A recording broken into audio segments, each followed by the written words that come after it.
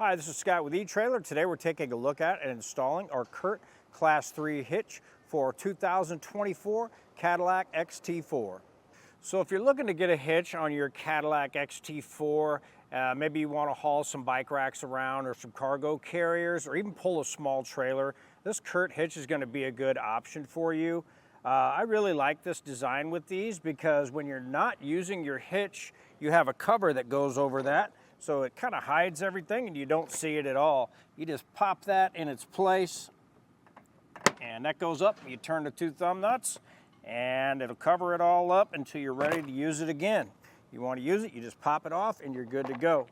This hitch is going to have a really nice black gloss powder coat finish.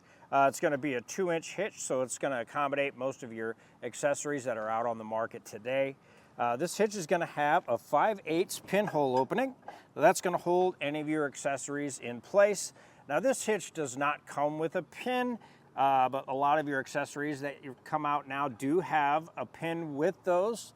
So keep that in mind. Another option for these is you can get a locking pin option. And what that's going to do is say you have your nice bike rack on the back and you're out on the trail. If you have a locking pin, you'll be able to lock your bike rack in place, so while you're down the trail, no one can take that off. As far as your safety chain loops go, you're going to have the wire style that is welded on, so it's going to be pretty heavy duty. It's going to accommodate your S style hooks or your clevis style hooks. So you're going to be set up for either one of those if you're pulling a small trailer. Now as far as measurements go, from the center of the pinhole out to the edge of the bumper, we're looking at right at about 5 inches. Now with that measurement, you'll be able to decide on if any of your accessories that fold up are going to make contact with the back of the vehicle when you do stow that up and away. From the top of the tube down, you're looking at about 17 3/4 inches. And with that measurement, you'll be able to decide on if you need any rise of the shank of, say, your bike carrier or your cargo carriers for clearance. For weights with this hitch, we're looking at a tongue weight rating of 400 pounds, and that is the weight pushing down on the lower portion of the hitch itself. And that is going to be the combination of your bike rack with all your bikes on there, or your cargo carrier loaded down with all of your gear.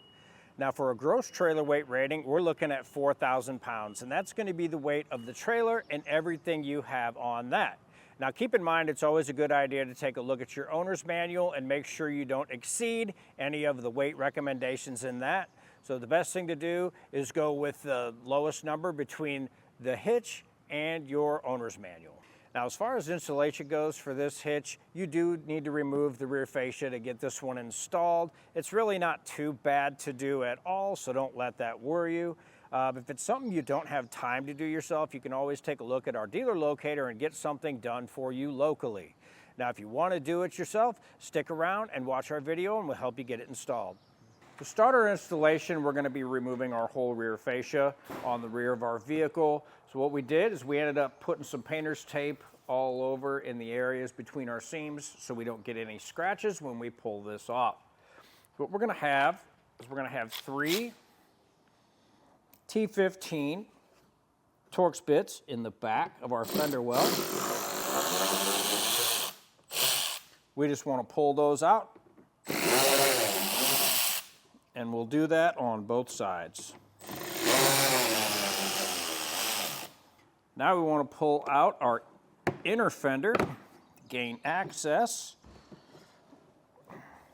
With that pulled back, we just want to get behind our fender trim, and it's going to be sitting down in our lower fascia a little bit. Just want to pop that up out of there.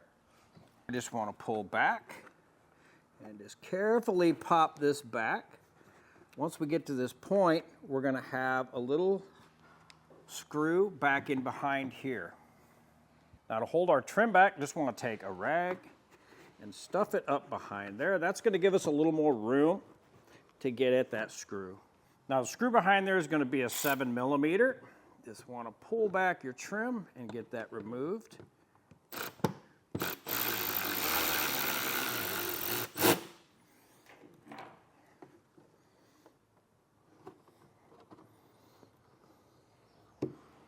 Keep in mind, anything we do on this side, we will be repeating on the other side. Now in the rear of our vehicle, we're going to have our hitch access cover. We just want to undo those thumbs nuts and remove that and get that out of the way for now.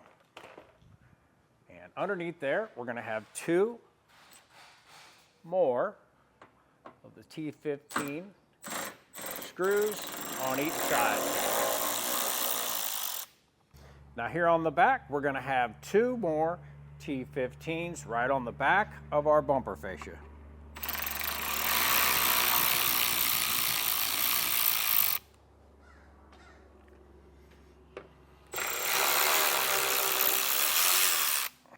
All right, now we'll start working our way around our fascia. What we want to do is just start on the edge and just start working our way back. Now keep in mind when you start popping this off, once we get to a point, we're probably going to end up having some wiring in behind here that we'll need to unplug.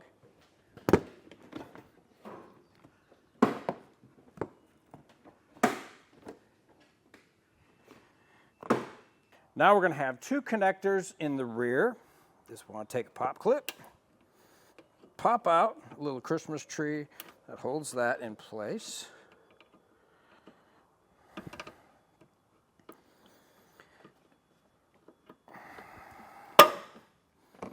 Now we're going to click the red tab over, pushing that clip.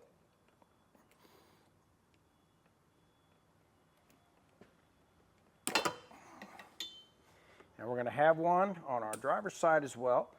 Same thing.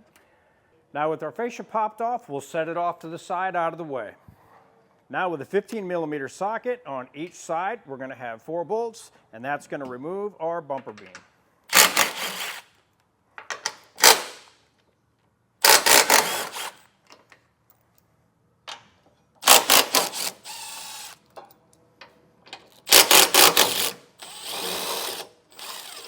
Now when you remove the lower ones, your exhaust will come down just a little bit. Don't worry about that because it is supported. Just let it come down a little bit out of your way.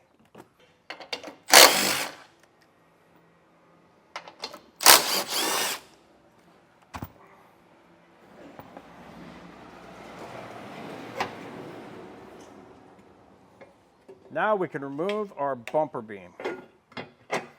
We can get our hitch put up in place. Just want to line it up, get it behind our exhaust mounts.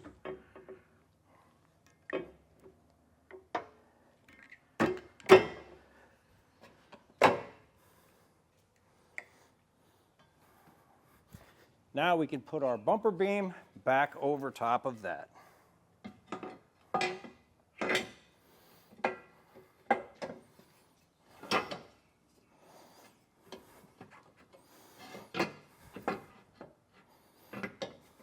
Now we'll reinstall our factory hardware finger tight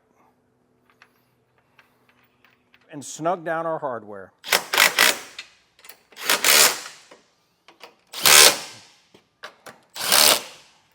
Now we'll come back through and torque down all of our hardware. Now if you don't have a torque wrench, you can always pick one up here at eTrailer, or you could borrow one at your local auto parts store.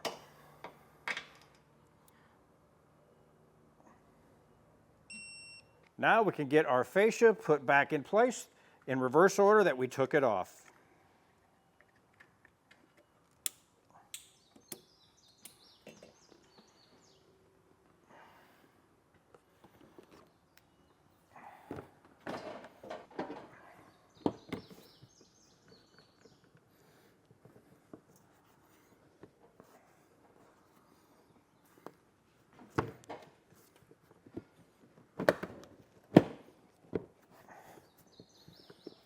Now, if you have any questions or comments about this hitch for your Cadillac, feel free to leave any questions or comments below.